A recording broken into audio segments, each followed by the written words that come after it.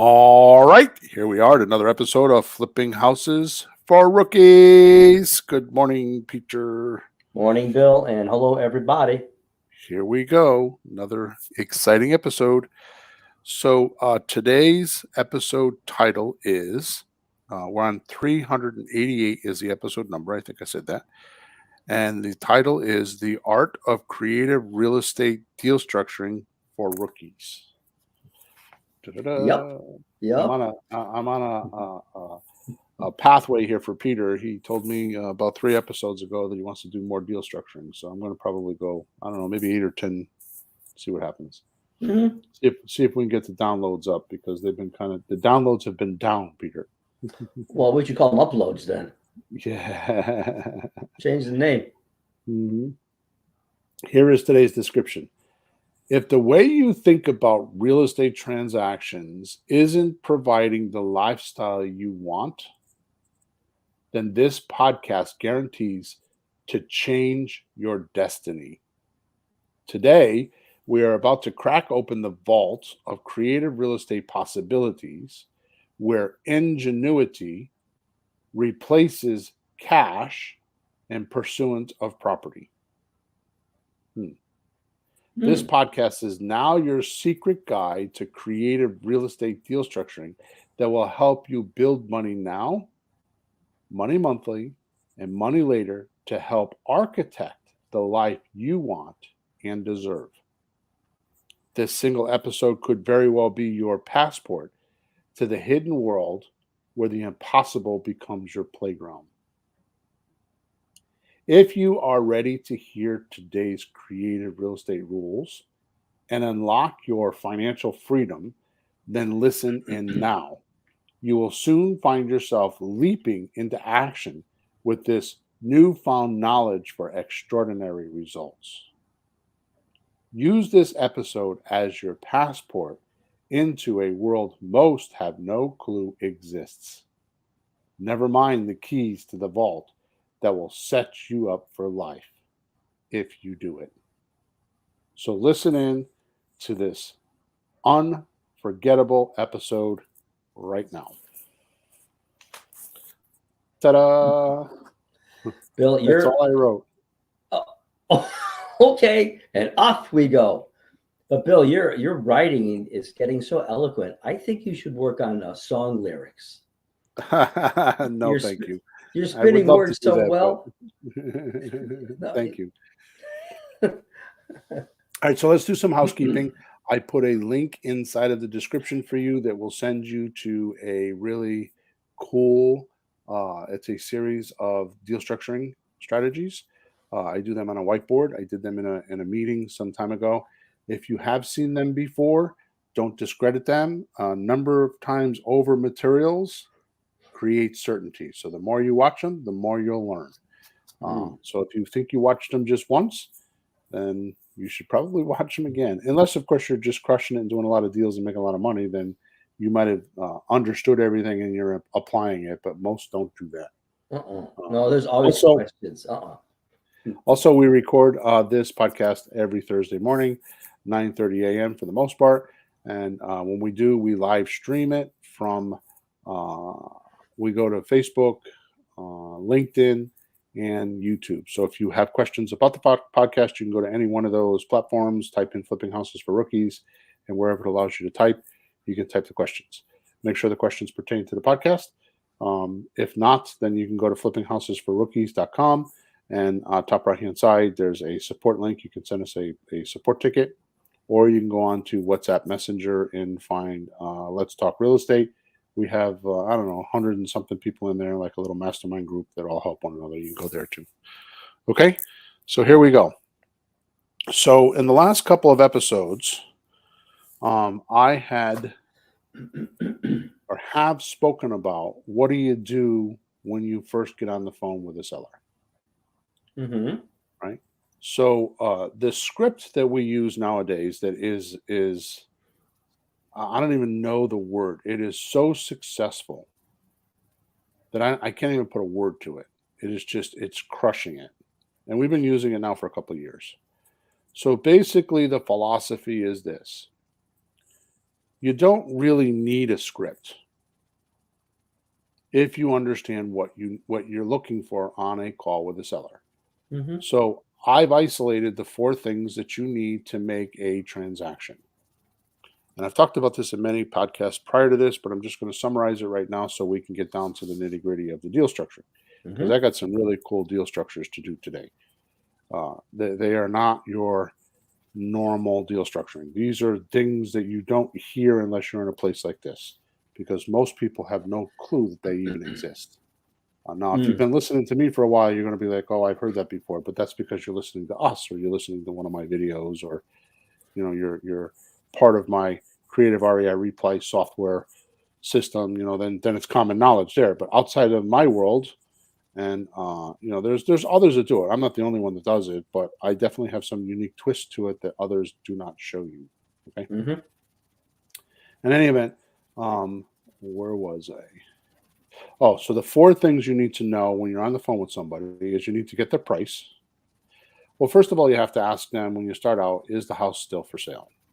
Right. Because they might have just sold it an hour before they talk to you. You never Hmm. know. And so ask them if the house is still for sale. You need to find out whose name is on the deed. Those are the two pre-qualifiers before you can go any further because you want to make sure you're speaking to the right person and you're not wasting your time with somebody who doesn't have a house for sale. Yep. And then the first question is, what is your asking price or what are you asking for the house? And if they say 300,000, the script pretty much says, well, the only way that I could pay $300,000 is if I, in an as-is condition and without any landlord obligations, is if I make monthly payments. Is that something we could talk about? Hmm. And at that point, there's a Y in the road. You have to make a decision whether you're going to go left or right. So if they say yes, they're willing to talk about monthly payments, aka terms, then you continue on that script. If they don't want to talk about terms, then we use our Grand Slam offer, which is for cash buyers, and it shows them how much money they're going to lose if they sell for cash. Mm. And it's typically like 70%. I mean, it's a big number. Mm. So on a $300,000 house, they're losing like 100 and something thousand dollars over the course of 3 years. So we have a calculator and all that. If you scan through the podcast, you'll find them, or just send me a support ticket and I'll make sure that we get you what you need, or go to creativereireplay.com because it's all there. Okay. So here's the point. Once you do that, then you need to figure out what their payment is. And the easiest way to figure out what a payment is you say, hey, Peter, how much are you paying monthly now for the property? I'm paying 1,900. Okay. Does that include taxes and insurance, all HOAs and everything else? Yeah, it's everything. Okay, good. So I can pay that amount, all right? Hmm. And that's how you do a payment. You Hmm. just say, I could pay that amount, all right? And if they say no, then you negotiate. And then the third thing I need to do is say, hey, Peter, how long do you think you need before I can pay you off? Mm. And you go Uh, for duration, yeah. right? Yeah. So you just negotiate back and forth. And I try not to do anything less than 7 years because we know that it takes at least three lease option tenant buyers to get through to a actual closing. I don't even do that anymore. I'm just lazy. I set them and forget them. I actually put them on a 3-year lease these days. And the way the lease is written is if they don't say anything to me, then the lease continues and continues and continues. I've got people in houses for 10 years that way, and they just keep paying me. Yeah. Right. In any event, uh, and then the last thing is deposit if they talk about it. So the four things you need is you need the price.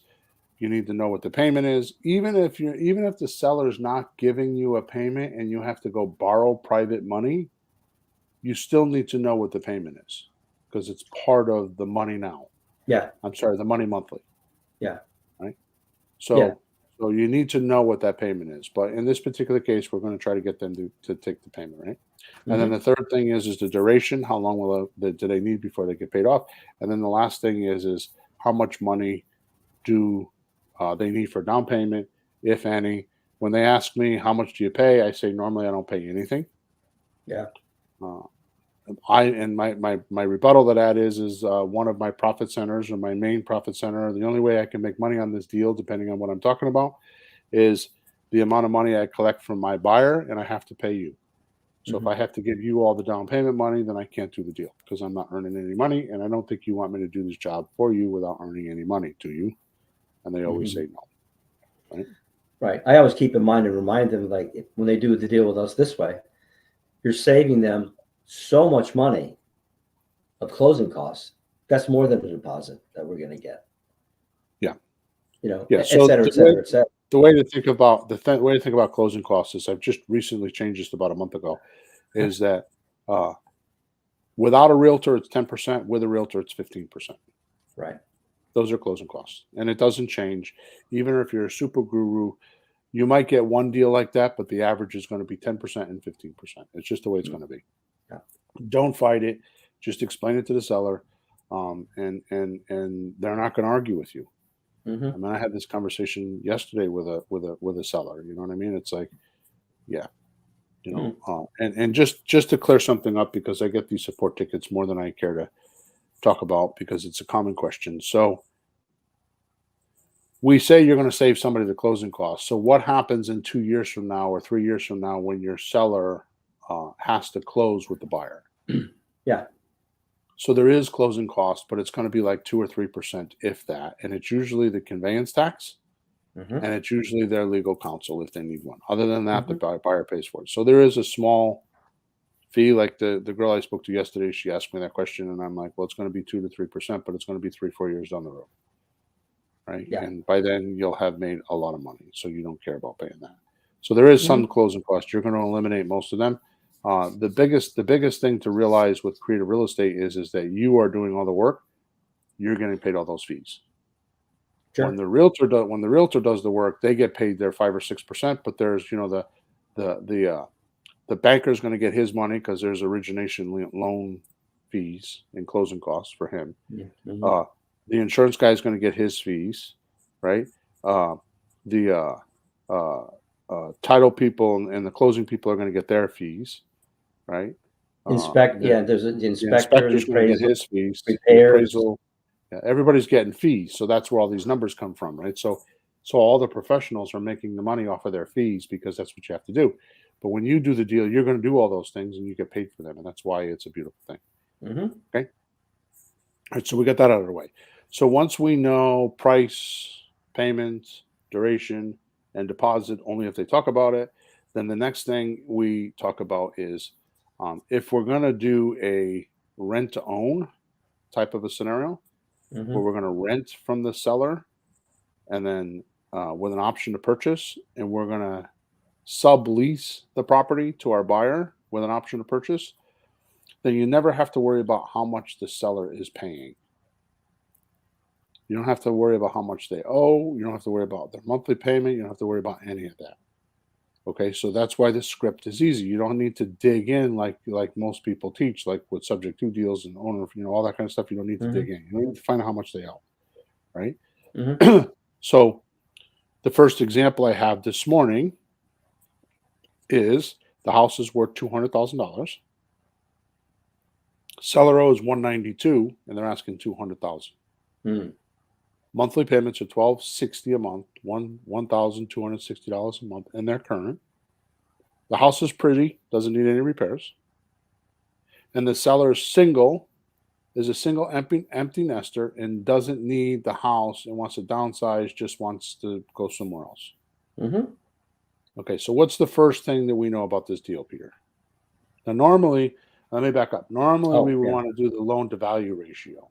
Yeah. Right. That's what we've been showing the last couple episodes. Mm-hmm. Right. So what do we know about this house? Well, the first thing I heard was she wants 200 and she owes 192, and I'm thinking, right, that's pretty tight.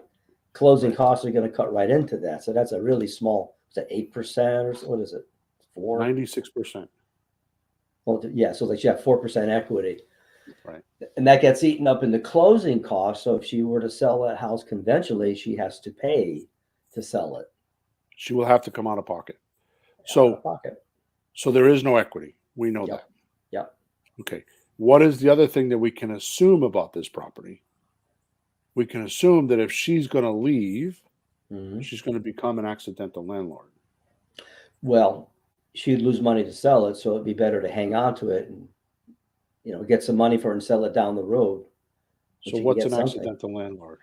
Well, she doesn't want to be a landlord, but what's her option? Sell it and lose $10,000, $15,000, $20,000, or hang on to it, collect rent, pay the mortgage down a little bit, and someday appreciation kicks the price of the house.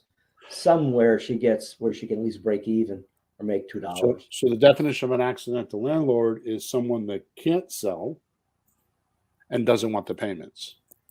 Mm-hmm. So they become the most dangerous thing in real estate Why is it dangerous? because they're an untrained Oh landlord. yeah. Oh yeah. They don't know how to structure the deal. They don't know how to write the lease. They don't know how to find the person. The only thing they know is they're motivated not to pay the monthly payment because they've moved on with their life Yeah. and they don't have enough money to be able to support their old life and their new life. So this is kind of like um, being at school when you're in fifth grade and the teacher makes you go up to the blackboard and say, "I will not speak out loud in class," and makes you write it 400 times on the chalkboard. Okay. Right? So Yeah. that's like who you are, your colorful past, right? And then all of Yeah. a sudden, just like in a moment's notice, she erases all 400 sentences off the chalkboard, and you have a clean slate, and you're ready to start over again. Now you're not Wow. going to speak out in class, right? Mm-hmm. That's what people envision. This is what they envision when they say, "I don't want my house anymore." That's what they're looking at. They want to get rid of the colorful past, or they want to get rid of whatever's there. And I got to tell you that a lot of people have a lot of bad memories on houses, especially divorces and stuff. Yeah. Deaths and divorces. There's trigger points in the house Yeah. that will re-stimulate uh, past times, good or Yeah. bad, Yeah. right? And it's And it emotional. makes them uncomfortable. Makes it Yeah. uncomfortable, right? Yeah. So in this particular case, if she is really motivated, well, here's the thing. Here's the thing with this deal. Mm-hmm. These are the glasses that I put on. When I see this deal, I'm going to show you what I think of and the light that I follow Mm. when I am talking to this person. Okay. Okay, it comes down to one sentence. Mm. They're not getting anything from this house. That's what they're feeling. They're not feeling anything. They're not getting anything from this house. She owes Right. 192, asking 200. She's not getting anything So from well, this yeah, house. it's just a fact, and whether they She's thought not about it yet or not. she's not getting anything from this house. So that means the only thing that's there is the pain, or as we described in the last episode, the ruin, the devastation, or the uncomfortableness Yeah. of having to deal with this house and not being, and here's the key, not being able to move on because That's a problem. the seller is a single empty nester and doesn't need a house this size anymore. So Mm. what does that tell you when you say this size anymore? Well, if they're saying things like that, they had a family, they had kids, everybody moved on, too many bedrooms, cost too much to clean, heat, just too expensive, and probably the Maintenance, emotional things, maintenance. maintenance, you Yeah. know, there's The probably, I lawn. mean, it says it doesn't need repairs. Either they're doing repairs and it's costing them too much money. You're right. They're paying somebody to cut the grass and plow the snow, and Yeah. maybe the roof needs to be fixed in 5 years and they don't want to deal with it. You're going to find these things out when you talk to them. Yeah. Okay. So how do we make money with this deal? Because most people would throw that in the garbage pail, right? Well, there's no equity. Right. So there's actually, well, I'm not going to go there. Two ways to make money with real estate, and that's with the equity, buy low, sell high, or with cash flow. And we're not going to Mhm. use either one of those. This is a very unique deal. It's what we call a slot deal, Mhm. right? It's a sandwich lease option transfer. Others, like I think Ron LeGrand has a new name for it. Has a name for it. He's the only other one that I've ever heard talk about it. Yeah. But here's what basically happens: the seller wants to sell. They want it off their back. So you're going to come along and you're going to say to them, well, I could do this deal, but it's a delayed cash out. Well, what does that mean? Well, I specialize in rent to own or lease optioning. I say rent to own. It's not really what we do. I hate that language because it's Mm. it's it's got a bad connotation with the millennials. They think that the rent is going to go towards their purchase, so it's a kind of a funky thing. But with your seller, you could say, right? Mhm. So I do rent to own. I put somebody in the house for 3 years, and I help them get qualified for a mortgage so that they can pay you off. Mhm. Right? That's as short as you need to go. You don't need to get into Mhm. all the details. You don't need to give them a Mhm. seminar. You don't need to tell them all the facts and the Mhm. statistics and all that stuff, right? Yep. And I say, what do you think of that? And they'll say, I never heard of that. Okay, well, Mm. the amazing thing about this is, first of all, I've done it a lot. But the amazing thing about this is you're not a landlord. Yeah. See, when we put somebody in the house, we pound into their minds that they're buying this house. This Mhm. is their house, and they own this house, and they're taking care of the maintenance and the furnace and the batteries and the smoke detectors, and they're cutting the grass and plowing the snow and dealing with the garbage, and they own the house. Which means, Mr. Seller, you're becoming the bank. So what I tell the buyer is we are going to be the intermediate bank, meaning until you get qualified for a loan, we're going to finance you with these payments. Mhm. So the most problem, the biggest problem I have with my coaching clients is they want to go out to Rentometer and those different Oh. locations, and they want to figure out this is how much their income is going to be. Well, I got to tell you right now, if you use Rentometer in places like California, you're screwed because the payment Uh-huh. will be $6,000, but the rent is like 3,500. So Yeah. what do you do now? Yeah. The prices of houses have gone up so much in rents. I haven't, well, the rents have gone up too, but people who own properties from years ago don't have the huge payments, so they can rent it for a little less and make plenty of money. They think, oh, you can get 2,000. That won't even cover the current expenses, so you can't go by that. So what we try to do is well, not what we try to do. What we do We is do. we We figure out how do. much the mortgage is going to be. So if they're going to buy the house for $300,000, like say in this particular case, she owes 192. I would probably sell this house for I can get up to 10% more than its market value.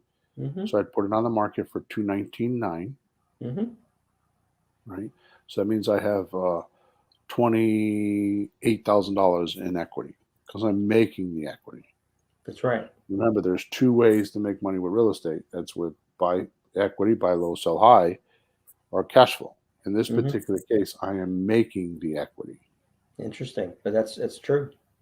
Okay, Yeah. so in this particular, and people will pay that because the rent to own person, the person doesn't qualify for a bank loan, which by the way is north of 80% of the people looking for houses these days Mm. will pay that amount of money, Yeah. right? Because they know they can't go get a loan, and it's an opportunity. We're not taking advantage of them. We're not doing any of that. I mean, if you bought my computer today for $1,000 worth of cash and gave me $1,000 in cash, you paid $1,000. But if you bought Easily. that same $1,000 and you swiped a credit card and paid for it over 2 years, then you're not paying $1,000 anymore. It's the American way. I didn't invent that. Somebody else did. I'm just using Hmm. that way of life. It's the way Americans are, right? So in this Yeah. case, they're going to pay 219.9. And if they didn't do that, they'd be renting for the rest of their lives. And if they ever buy a house, it'd be a lot more than that. So they're getting out.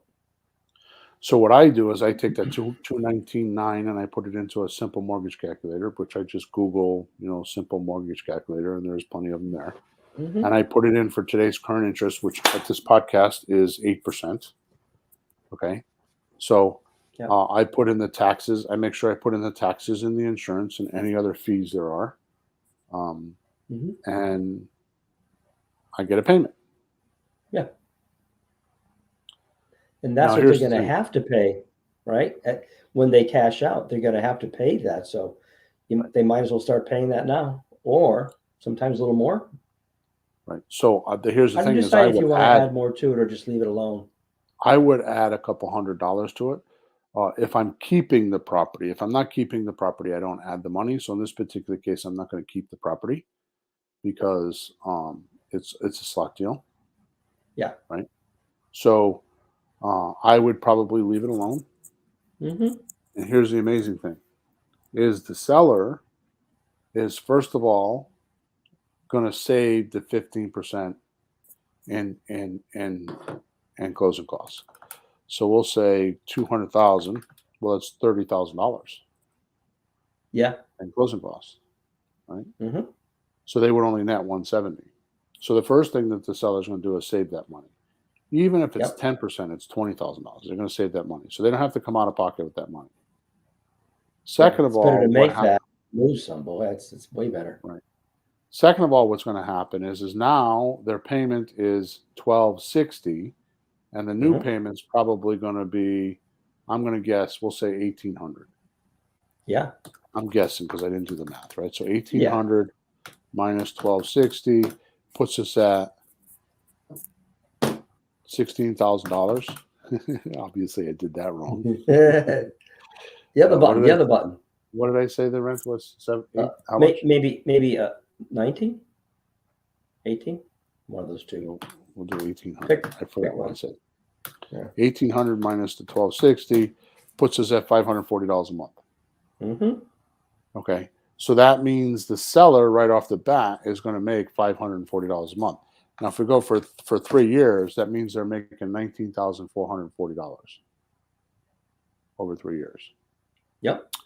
Now, the other thing that's crazy about this deal is because the deed is staying in their name, right?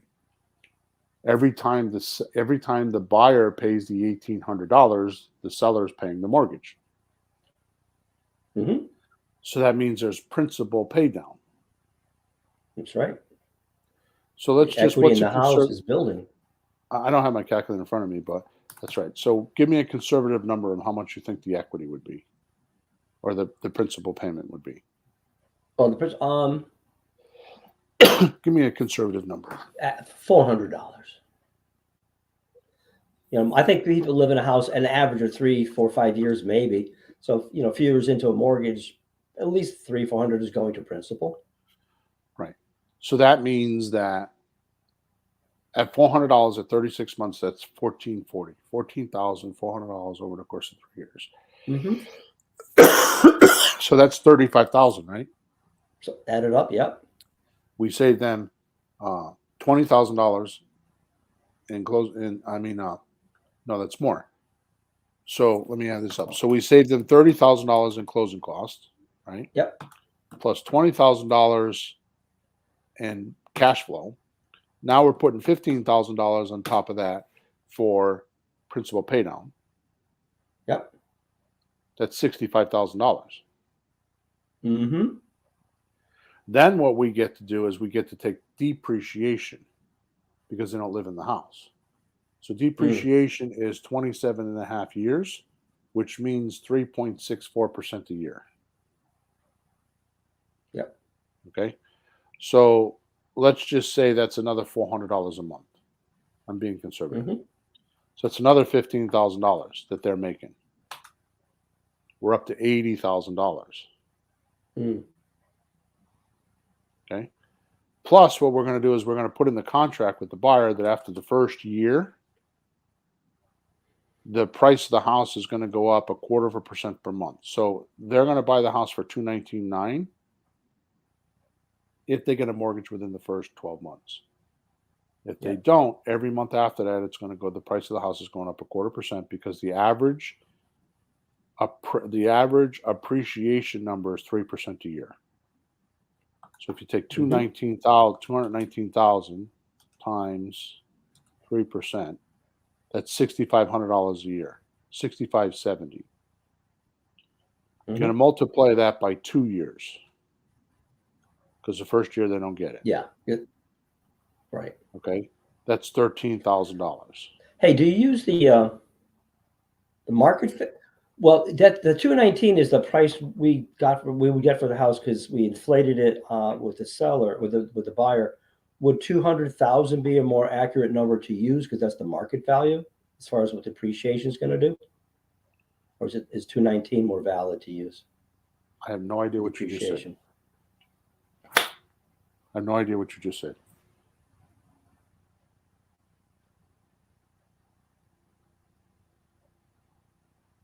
I think we lost Peter. Well, was the actual market value of the house, isn't it 200,000, and we're raising it? Yeah, we're raising it to 219 because we're selling it with a lease option. And in a few years with the appreciation, is that really based on the 200,000 of if that's market value or the 219? I've never Oh, am I done that. I do freezing? it on the. I no, yeah, I do it. I would do it on the 219 because here's the thing: you can always come down. If it's too much money at the end of the 3 years, you can always give them the money back.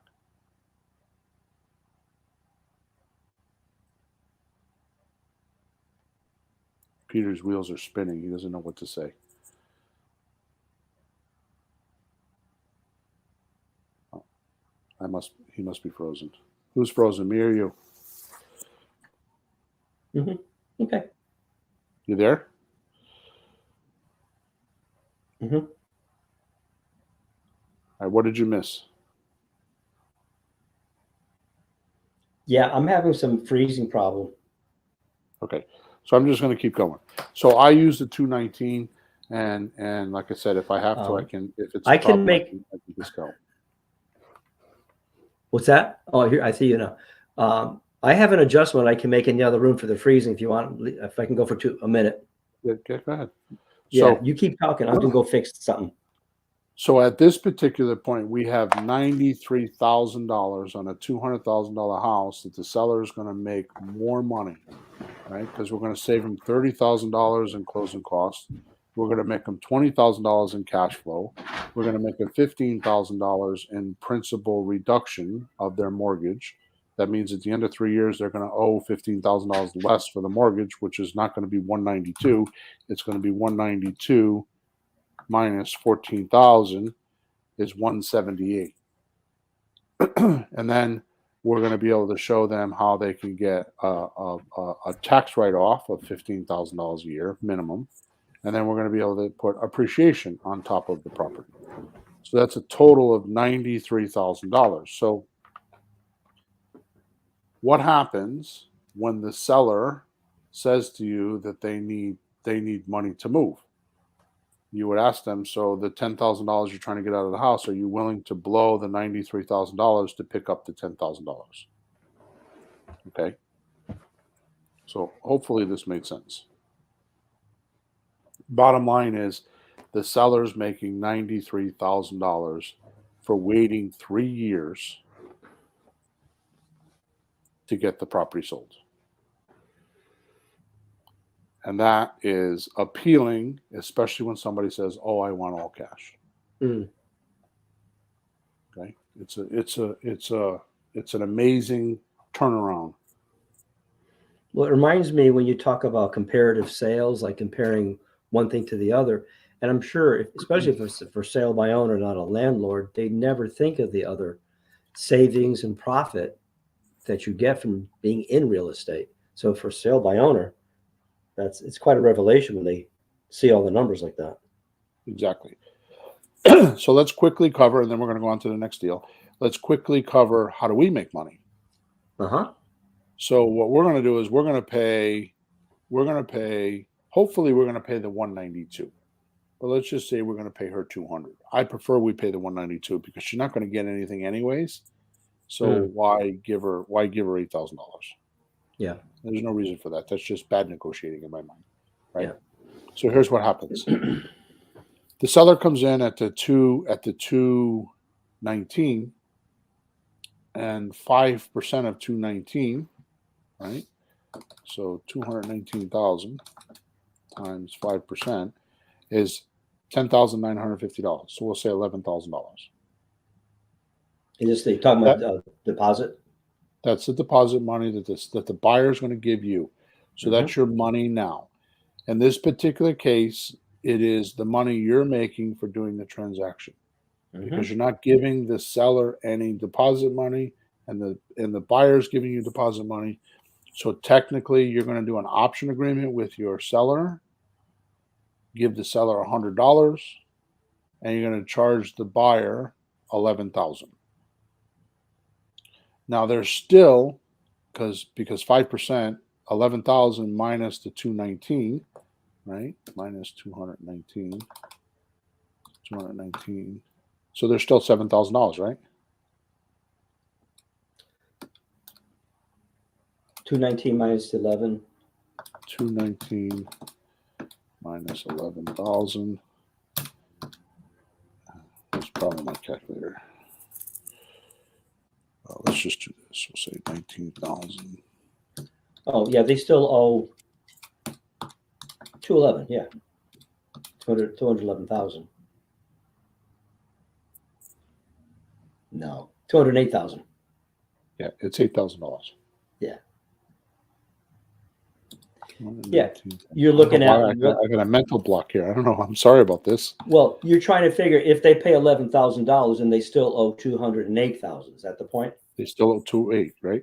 So Yeah. you have $8,000 of your money. So what we're going to do is we're going to take that $8,000 and we're going to divide it by the 36 months, Mm-hmm. and we're going to get the buyer. So 8,000 divided by 36 is $222 a month. Yeah. So this is the most amazing thing in the world. Mm-hmm. You don't own the house. You never purchased the house. All you're doing is controlling the paperwork. So you're controlling the house. You're not owning it. Mm-hmm. You're going to help the seller who's having trouble selling because they have no money for closing costs. They want to move on with their life and they feel stuck. So you're going to help the seller. You're going to help the buyer who normally couldn't buy a property because they're not bank qualified and they got problems, but they have some cash. So you're going to help the seller. The seller's going to give you $11,000 down now. You're going to put all the paperwork together. You're going to put the buyer and the seller together. You're going to actually take the option agreement from your seller and just assign it to your buyer. So your buyer knows how much money you're making, which is okay. You're going to make $11,000 now for doing all the paperwork, for finding the seller and finding the buyer, right? Yep. And you're going to walk away. This can all be done within 30 days. Mm-hmm. Okay.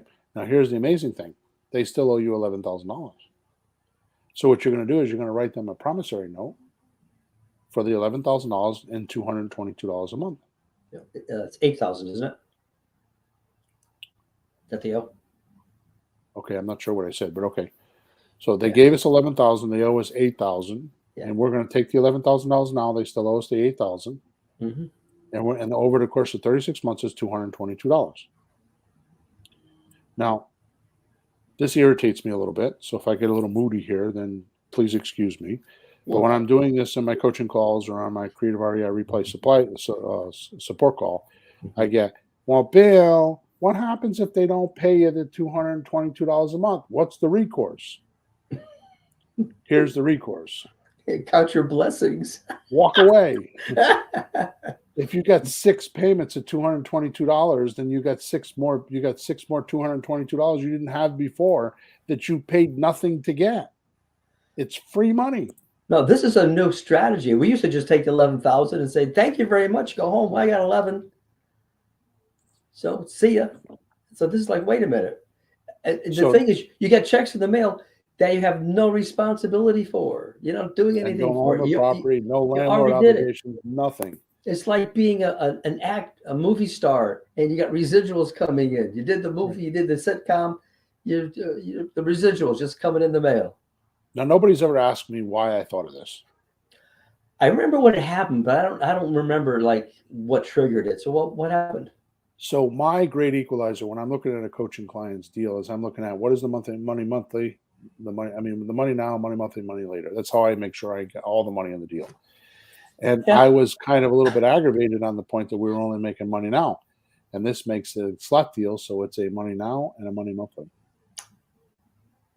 It just puts another profit center there. Yeah. And I know nobody's teaching that I know. Well, I think there's a few times when you wanted maybe 10,000 down on the house and the person goes, well, I got 5. You go, crap. Right. Can you pay me some later? Like, no. Can you make payments? Yeah. So all I did to change my strategy is I used to ask for 5%. So in this case, I would have asked for $11,000 and I would have done just what you were talking about. Yeah. All I did was change one sentence, and they say, how much you need down? I say, normally 10%. We need 20 grand down. How much do you have? Yeah. Oh, well, I could take, and whatever they tell me, I got $6,000 down, or I got $15,000 down.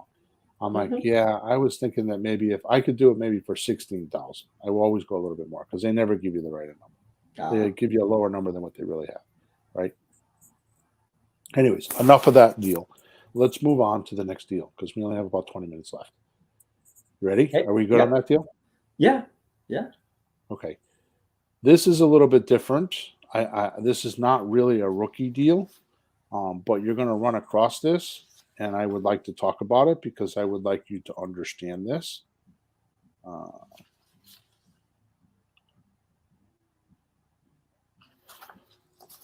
this house is worth $340,000. Hmm.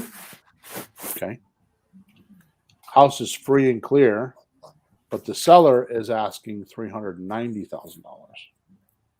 Wow, that's a lot more. Right? How much more? Well, 50,000. 50,000, 50,000. Yeah, I can't tell you Okay. percentage, but yeah, it's 50. Taxes on the property are $7,200 per year. House is pretty and doesn't need repairs. Seller wants to downsize. Husband wants to sell. Wife is an accountant watching the numbers, so they make so they make a grand slam on a deal. Do you Mm. remember this deal, Peter? This is your deal.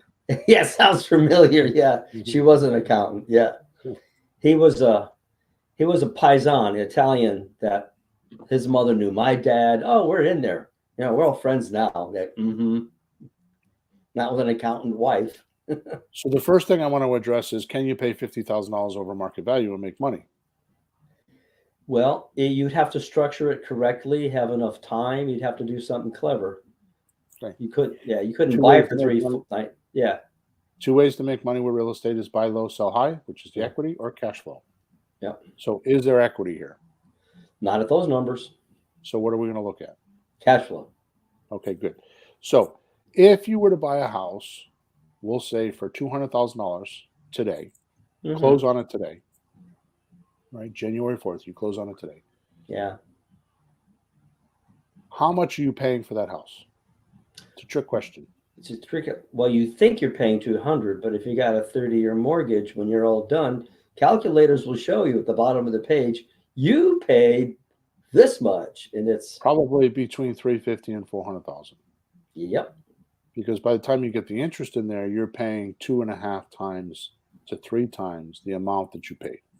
yeah. So I used to do this in seminars all the time, and I would bet people and do all kinds of crazy stuff, play games with it. But the Hmm. point is you're not paying 200,000. The starting price is 200,000. You gave the seller 200,000, but the bank comes in and they get their 4, 5, 6, 8% interest. Sure. And if you execute to get the house free and clear, you're gonna have to pay 30 years or pay 20 years by paying extra payments, right? Yeah. But in any event, uh, you're paying between 350 and 400,000 for that property, depending on the interest rate. Hmm. So is it really horrible that I'm paying 50,000 over? Not a, well, when you said cash flow, I thought of something. Cash flow and time, because that's the Yeah, equalizer. You couldn't do the cash flow 1 month, but no, right, over time. And I know you calculate that into say I need a little more time. Then the more they right, ask, right, what one thing I like about the way you negotiate, the seller or the buyer asks for something, and you go okay, and you ask for something. Well, in that case, I have to do this, or I can't do as much, or you move the numbers around so it evens out one way or the other. You don't just give. right, right. So in this particular case, if I tell the seller I could pay them 390,000, what I'm going to tell them is I could pay you $390,000, and here's how it works. Mm, Keywords. Here's how it works. You yeah. have to say that. If you don't say that and you try to change that, and you're one of those kind of people where you don't like confrontation and you're trying to be nice and you want them to like you, and it's like you're not going to do well. You have to say, here's how it works. It's a domination thing, okay? Because you're the pro. Yeah. I could pay you the 390, but I can only pay principal only payments. Mm-hmm. No interest. You don't say that until they catch on later. Mm-hmm. So there is a formula that we use. What we do is we go into them, like I talked about earlier, we go into a simple mortgage calculator and we figure out how much is a mortgage going to be at today's current interest, which is 8%, right? and we're going to figure out how much the income is going to be. So we put in the 390, we put in 8% because that's today's current interest rate. Mm-hmm. Right? That changes all the time. We're going to put in the taxes, which are 7,200, and I'm probably going to put in 2,400 for insurance, just because on a house this big, Yeah. you're probably going to need a couple $100 a month. If it's not, then you win. Yeah. I'm going to take whatever that number is, and I'm going to add $250 to that. Mm. And that $250 is for the big fat landlord, and it's an incentive for the buyer to go get a mortgage so they can stop paying me. Yep. Okay, it's an incentive. Then what I'm going to do is I'm taking that number, whatever. Let's say that number is $2,000, which it's not. Let's say it's $2,000. Yeah. I'm going to use my MAP formula, which is MAP like a road map, MAP, maximum allowable payment. I'm going to take the $2,000. I'm going to multiply it by 85%. I'm going to subtract my taxes and subtract my insurance. And if there's other fees like HOA and stuff, you would subtract that too. Mm-hmm. And that's going to leave the maximum allowable payment you can give to your seller. Right. Okay. So let's say that number is $1,200. Mm-hmm. I'm just making these numbers up. Yeah. Let's just say it's $1,200. So what does that mean, Peter? Any more than that, you'd be negative cash flow for the month because everything else is expenses, including you took 15% off the top for like maintenance and repairs and little crazy stuff. It's what they call a vacancy factor. But what does the word maximum mean? Well, you can't go over that. Right. That's the end. Okay. So that probably would not be a good number to start at, would it? To tell the seller, get it because right? what haven't we talked about yet? You got to give him his payment too. His principal loan interest. What haven't we not talked about yet? What does the formula not have in it? Our cash flow. Where's our cash flow? Oh yeah. Yeah. If you give everything to him, we got nothing. Yeah. There you go. It's the maximum you could pay. Right? Yeah. But you have to be careful because you can't mix up cash flow and equity. Because if we did pay him $1,200 and had no cash flow, would we be making money on this deal? You'd be making the equity every month. Right, because the payment, the $1,200 a month payment, is a principal only payment. So every time you paid him $1,200, the buyer is paying you rent, so they get no principal reduction, and you're taking that rent money and you're giving it to the seller, and every time you pay him, you owe him $1,200 less money. So if you're paying $1,200 and you paid him for 60 months, which is 5 years, that means you would have paid him $7,200. I'm sorry, $72,000. Yeah. So that means the buyer still owes you $390. Yep. Right. So the buyer has to pay you the $390,000, right? Minus the 7,200 or 72. Yeah, 1,000. It can't be 72,000. 1,200 times 60. Yeah, 72,000. Yeah. Okay. So 390 minus 72,000 means that you owe him $318,000. So if the buyer is giving you a check for 390, how much are you getting? You keep $72,000. Yeah. Right. Yeah. So you're overpaying for the property, $50,000. But you bought it for $390. You sold it for $390 because it's a beautiful house. The seller's getting $50,000 more, and you're giving. And that's the worst case scenario. Is you're making. Now, it's kind of a little bit. The rude thing is a little bit of mental masturbation. It's like playing with yourself in your own mind, because if you were to pay him $1,000 and make $200 a month in cash flow, you're still making $1,200. Right. Well, some of it is later. And some of it is cash now. So I try not to get greedy. So I would probably start this negotiating off as, can I pay you $800 a month? Knowing that I would want to pay $1,000 a month.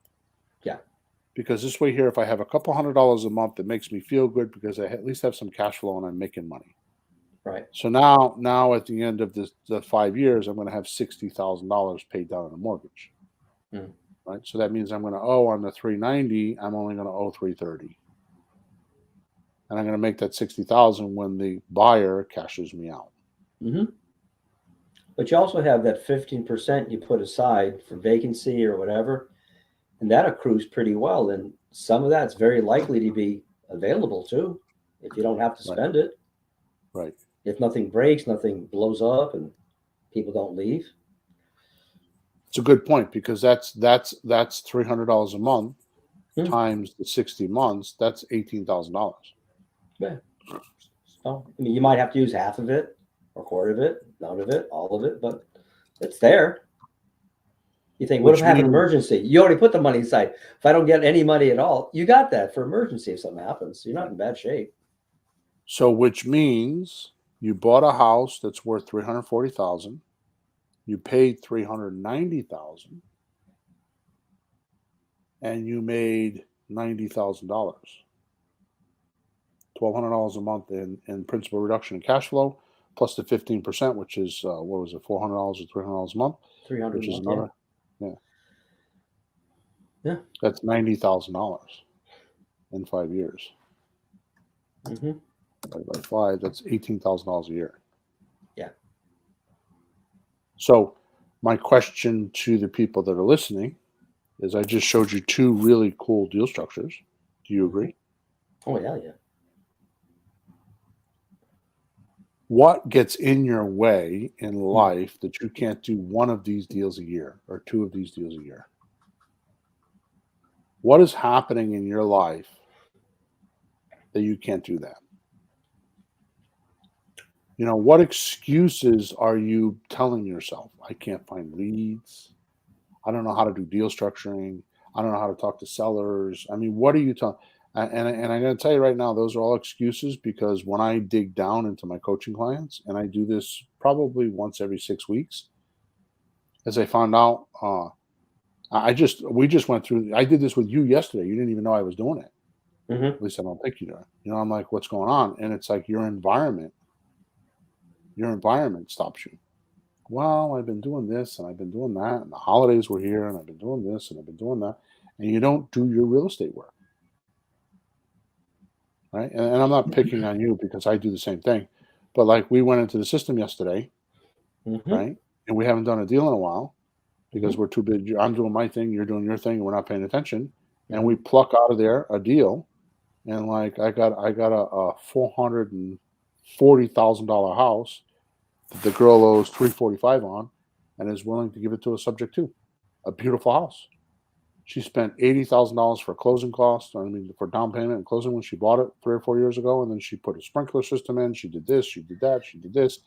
Spent another $20,000 or $30,000 on it, and she's going to walk away. True. Right? The house has got probably $90,000 or $100,000 worth of equity. It's probably got $1,000, $1,200 a month in positive cash flow, and it was just sitting in Creative REI Replay. It was just sitting there. Hmm. And you're busy with your life, I'm busy with my life, and nobody paying attention, and nobody called her. And the timing's right because Mm. you called her first, and then I called her second. Mm. But the point is what's happening in your life that same scenario is happening to you. Because if you made one deal, I just showed you where it's $18,000 a year on this free and clear property. All right. So if you did that over times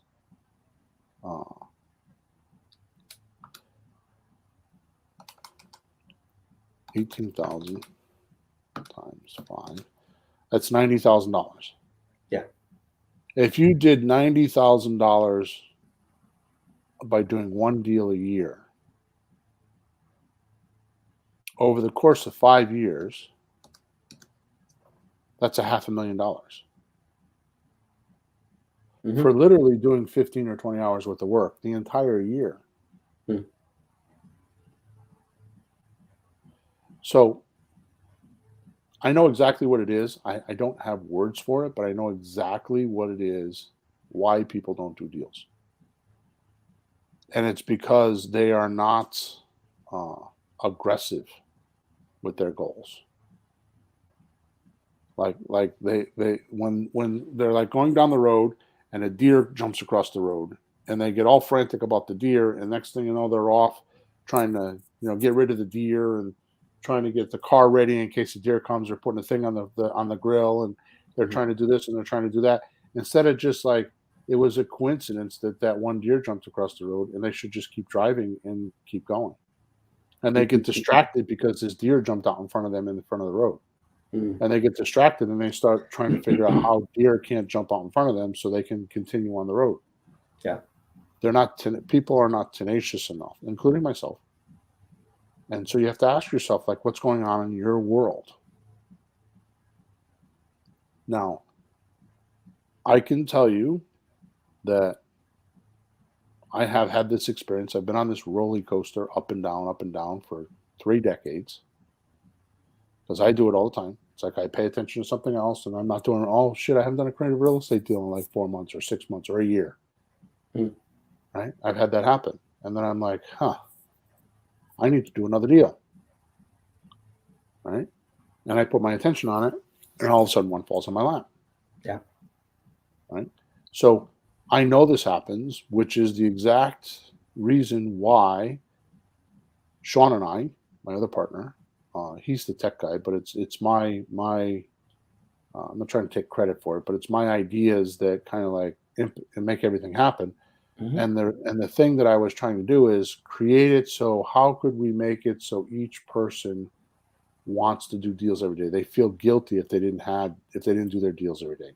And the way we did that is by putting leads in their account every day.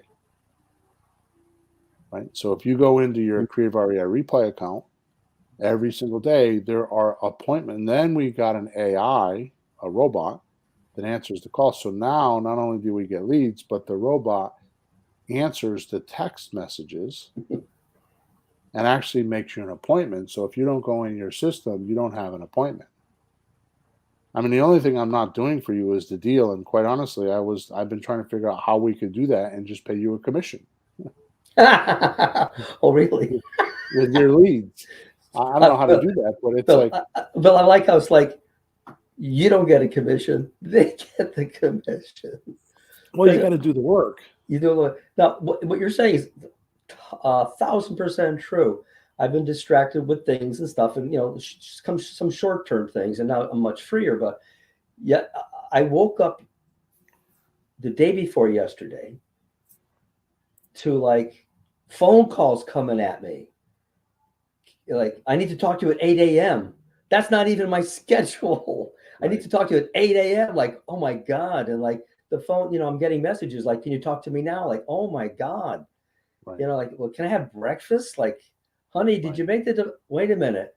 And it's like, I better go sit down. It's like, oh God, Mary, help me. There's 50 names here. Okay, which ones can I talk to? Which ones that says no, get rid of that. Like, holy crap, there's 3 more. I talked to 2 people. I missed a bunch. I ran out of time. Yep. But it's exactly like that. It's like, but see, this is the thing that I'm talking about. You ran out of time. So you ran out of time to make an extra $90,000 this year? Yeah. You ran out of time to make an extra $1 million this year? I know. It's sad, isn't it? You ran out of time to like make, in the next 5 years, $5 million and be done? You ran out of time to do that? Yeah, but I'll have more time tomorrow. But the thing is what is it that you need your time for that's more important than that? Mm-hmm. I mean, it's like if Mary was on the operating table and you needed $100,000, what would you do? Mm-hmm. You would be tenacious on how to get that $100,000. You would sell your soul for that $100,000. Yeah. So why aren't you doing this for your financial future? And I'm not talking to you. I'm talking to people that are listening. Oh, I get it. No, I have something I'm working on in my own head for my household and our thing. Because you talk all the time, you get distracted by life. And I live with a woman who's a lovely lady, does all kinds of stuff. She's working now, she's making money. But like there's important things and not important things, right? But the not important things is you got to make breakfast, you have to pay the bill. There's things you have to do. But that's not the stuff that gets you ahead. So in my mind, I'm developing this thing. You pick a piece of paper, cut it down the middle. On one side is all the things you have to do because you have to do to stay even. But on the other side, you put like, well, what's the stuff that's going to get me ahead?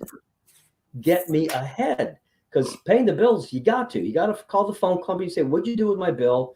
And why did you not get? Where's my money? Yeah, but that doesn't get you ahead. So it's a little thing I'm working on. It's on one side of the paper, and you go, crap, we better do those because that's the stuff that'll get you ahead and out of the muck. And the I other have a stuff just formula. keeps you going. I have Yeah, a formula. yeah, So if you, I'll tell you this, and then if you read the book, The 3 Minute Millionaire, yeah. Wow, 3 minutes. phenomenal book. I haven't read. I haven't read. I think it's a 3 minute or 5 minute. I think it's 3 Minute Millionaire. Okay. Right. It's been a while since I read it, a decade, but I've Huh. never forgotten it. Ah. So the gist of the book is you're in a store, Hmm. right, and you're looking down at something that costs, we'll say, $100. Yeah. Take the next 3 minutes and wonder to yourself a few questions. Like, where's this thing going to be in a year from now? Ah. Where's it going to be in 3 years from now? What am I going to actually do with it? And there's like this little battery of questions, and Hmm. you'll end up walking away, Hmm.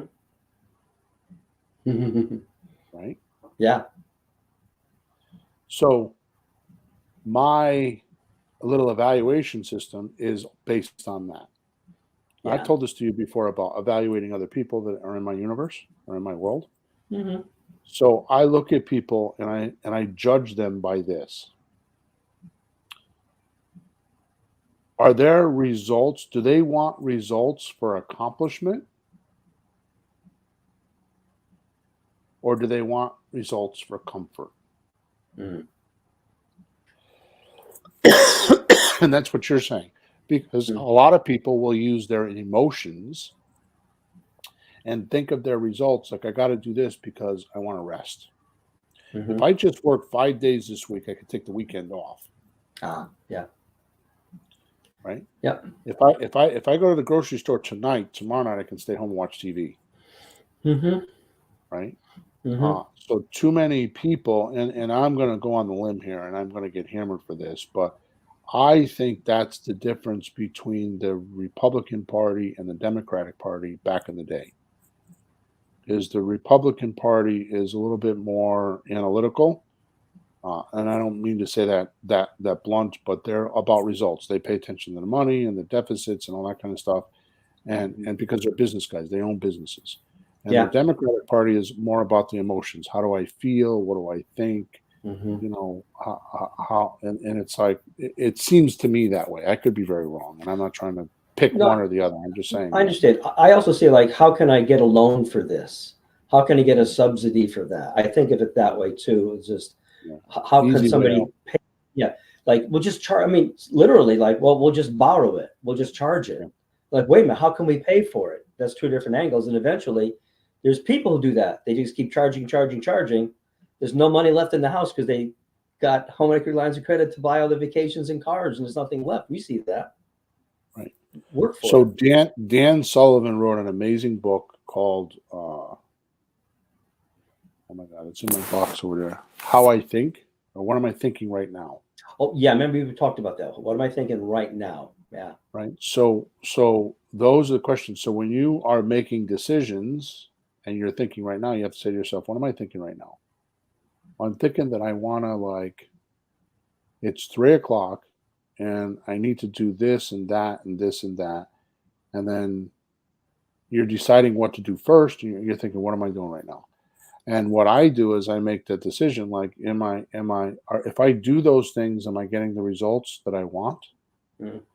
Or are they just for my comfort? Mm-hmm. Are they for my accomplishment or for my comfort? Yeah. Right. So when you start making those habitual, those habit forming decisions, you have to think, and like for example, I say a lot of times, like in the morning, you wake up thinking, who can I make an offer to today? Yeah. Because I say an offer a day keeps the dead away. Yeah. So, anyways, I didn't mean to get on my soapbox, but the point is when you hear deals like this that literally take 5 or 10 hours, if you just do the work, the right work, the 80% work, I'm sorry, the 20% work that gives you 80% of your money. Yeah. You do that 20% and just make it so your life doesn't knock you off the pin. Mm-hmm. right? And just force yourself to do that first. It's like there's books that have been written, pay yourself first, right? Yeah. It's like if you think about how that, pay yourself first, you think, well, why would I want to do that? I want to make sure. No, if you do it that way, if you read the books, you'll realize that's the right way to do it, right? So if you take care of yourself first by making an offer, you're taking care of you and your family. You're actually helping a seller, you're helping a buyer.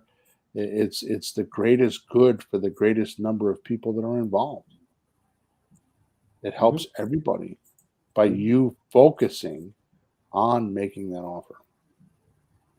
And you do deals like we were talking about today. Mm-hmm. You find them, they just fall in your lap Yeah. if you do the right things. Okay, enough preaching. I'll take my collar off and we're going to end off. Thank you for listening to us today. Make sure you subscribe to us. Make sure you like us. Make sure you leave us a comment. Make sure you go into the description and get your free goodies that I put in there with the link. And next week, we will be doing episode number 389. So have a good week, flourish and prosper. And again, thank you for your time. Over and out.